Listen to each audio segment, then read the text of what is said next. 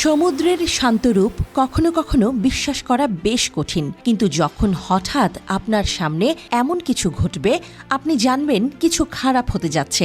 হঠাৎ করেই একটি বিশাল ঢেউ আছড়ে পড়বে, যা অন্যান্য তরঙ্গের তুলনায় অনেক উঁচু, আর আপনি ভাববেন, এটা কি সুনামি?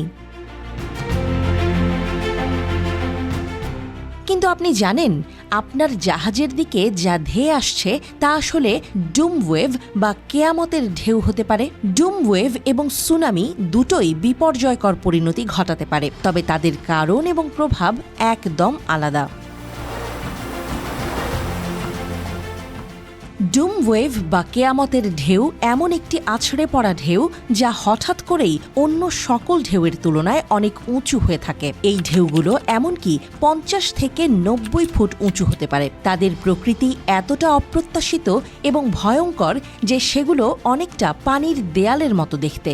বিজ্ঞানীরা এখনও নিশ্চিত না কিভাবে এই ঢেউগুলি সৃষ্টি হয়, তবে এক তত্ত্ব অনুসারে যখন দুটি ঢেউ একে অপরের সাথে সংঘর্ষ করে, তখন তাদের উচ্চতা একত্রিত হয়, আর তখনই এটি তৈরি হতে পারে। অবিশ্বাস্য মনে হলেও এমনও ঘটেছে যে লেক সুপেরিয়রের মতো স্থানে ডুম ওয়েভের আক্রমণে এস এডমান্ড ফিটজেরাল্ড নামের একটি বিশাল জাহাজ ডুবে গেছে। এই ঢেউগুলো এত দ্রুত আঘাত হানছিল যে জাহাজটির ক্রু কোনোভাবে তা মোকাবেলা করতে পারেনি।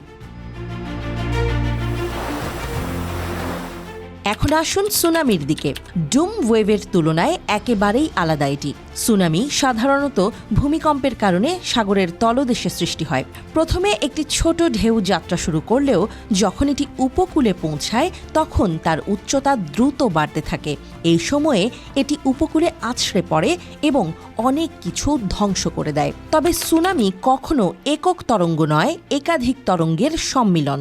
অনেকেই মনে করেন প্রথম তরঙ্গ চলে যাওয়ার পর বিপদ শেষ হয়ে গেছে, কিন্তু দ্বিতীয় বা তৃতীয় তরঙ্গ অনেক বড় এবং বেশি শক্তিশালী হতে পারে, যা মানুষকে একেবারে অপ্রস্তুত অবস্থায় ফেলে দেয়। একে ওয়েভ ট্রেন বলা হয়, যেখানে একাধিক ঢেউ একই সময়ে আছড়ে পড়ে। এই ঢেউগুলোর পরিমাণ ও গতি পুরোপুরি নির্ভর করে সমুদ্রের গভীরতা ও তরঙ্গের উৎসের ওপর। সুনামি এবং ডুম ওয়েভের মধ্যে গুরুত্বপূর্ণ পার্থক্য আছে। যেখানে সুনামি সাধারণত ভূমিকম্প বা ভূগর্ভস্থ ভূমিধসের কারণে সৃষ্টি হয়, ডুম ওয়েভ দ্বিতীয় তরঙ্গের শক্তি যোগফল থেকে তৈরি হয়। একটা বিশেষ ধরনের ঢেউও রয়েছে যাকে বর্গাকার তরঙ্গ বলা হয়। এটা ঘটে যখন দুটি ভিন্ন তরঙ্গের প্যাটার্ন একে অপরকে 90 ডিগ্রি কোণে আঘাত করে। এটি একে অপরের সাথে সংঘর্ষে এসে অদ্ভুত অনির্দেশিত রূপ ধারণ করে।